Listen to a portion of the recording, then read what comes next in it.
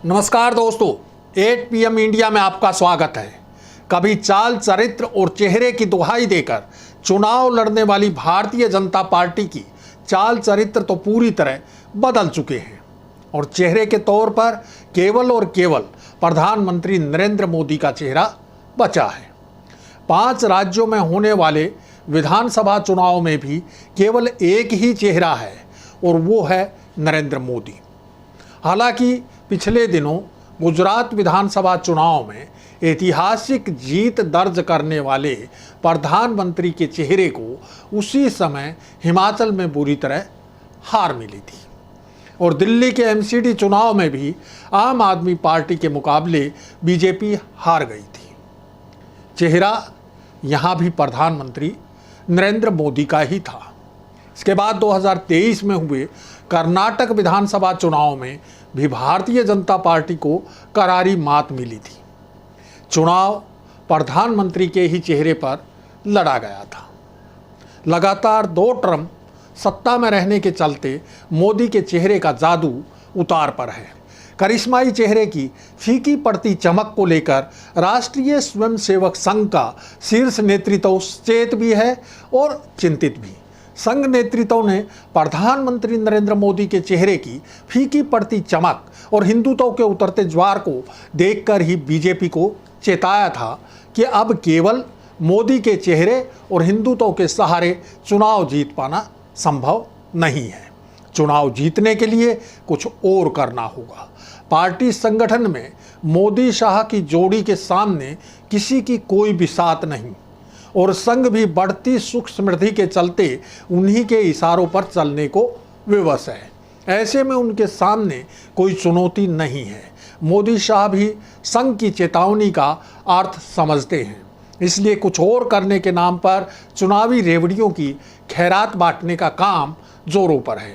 ये खैरात कर्नाटक में भी खूब बांटी गई थी और अब मध्य प्रदेश की शिवराज सरकार ने तो खैराती योजनाओं के पिछले सारे रिकॉर्ड तोड़ दिए हैं। चुनावी राज्य बेहताशा कर्ज लेकर समाज कल्याण की योजनाओं पर खर्च कर रही हैं। इसके अलावा पुराने नेताओं की बजाय नए लोगों को चुनाव मैदान में उतारने से लेकर अलग अलग फार्मूलों को आजमाया जा रहा है। 5 चुनावी राज्यों में मिजोरम में बीजेपी की सहयोगी मिजो नेशनल फ्रंट की सरकार है। यहाँ बीजेपी की मात्र 1 सीट है। चुनाव में मुख्य मुकाबला मिजो नेशनल फ्रंट और कांग्रेस व अन्य दलों के बीच ही होगा। तेलंगाना में भारत राष्ट्र समिति की सरकार है। यहाँ भी मुकाबला कांग्रेस गठबंधन से ही होने की संभावना है। हालांकि बीजेपी मुकाबले को त्रिकोणीय बनाने के लिए संघर्षरत है। अब बात करते हैं हिंदी पट्टी के 3 राज्यों की। राजस्थान और छत्तीसगढ़ में कांग्रेस की सरकार है तथा मध्य प्रदेश में बीजेपी की। तीनों ही राज्यों में बीजेपी कर्नाटक की तर्ज पर क्षेत्रीय नेताओं को सामने ना करके प्रधानमंत्री नरेंद्र मोदी के नाम पर वोट मांग रही है। प्रधानमंत्री अपने नाम और अपनी गारंटी के नाम पर वोट मांग रहे हैं। वो कहते हैं कि कमल का निशान ही उनका उम्मीदवार है। तीनों प्रदेशों में स्थानीय नेतृत्व को दरकिनार करके चुनाव की कमान केंद्रीय नेतृत्व को सौंप रखी है। हालांकि उनकी ये रणनीति कर्नाटक में बुरी तरह विफल रही थी। छत्तीसगढ़ और मध्य प्रदेश में मोदी सरकार की रणनीति का कोई स्थानीय नेता विरोध करने की स्थिति में नहीं है। हाँ, मध्य प्रदेश की पूर्व मुख्यमंत्री और बीजेपी की फायर ब्रांड नेता उमा भारती पार्टी के केंद्रीय नेतृत्व की रीति नीति से नाखुश हैं और वे अपनी नाखुशी खुलकर जता भी रही हैं। इसीलिए भोपाल में एक कार्यक्रम के दौरान उमा भारती ने दावा किया कि OBC का आरक्षण कोई माई का लाल खत्म नहीं कर सकता। इसके साथ ही उन्होंने विधानसभा चुनाव होने तक राज्य में नहीं आने की बात भी कही। भारती ने आगे कहा कि यदि वो यहाँ रही तो विरोधी आरोप लगाएंगे कि उन्होंने चुनाव हरवा दिया। पूर्व मुख्यमंत्री के इस बयान से जहां उनकी नाराजगी झलकती है, वहीं उन्होंने राज्य में पार्टी की स्थिति भी इशारों में साफ कर दी है। राजस्थान में पूर्व मुख्यमंत्री वसुंधरा राजे सिंधिया अपनी उपेक्षा से खासी नाराज है। वह उपेक्षा का दंश झेल कर भी चुप है, कुछ बोल नहीं रही है। भले ही केंद्रीय गृह मंत्री और बीजेपी के प्रमुख रणनीतिकार अमित शाह ने पिछले दिनों चुनाव संबंधी मीटिंग में महारानी सिंधिया को शामिल करके सब ठीक ठाक होने का संकेत दिया, लेकिन प्रधानमंत्री ने राजस्थान में की गई जनसभाओं रैलियों में पूर्व मुख्यमंत्री वसुंधरा की सरकार की उपलब्धियों का जिक्र तक नहीं किया और ना ही उनका कहीं नाम लिया।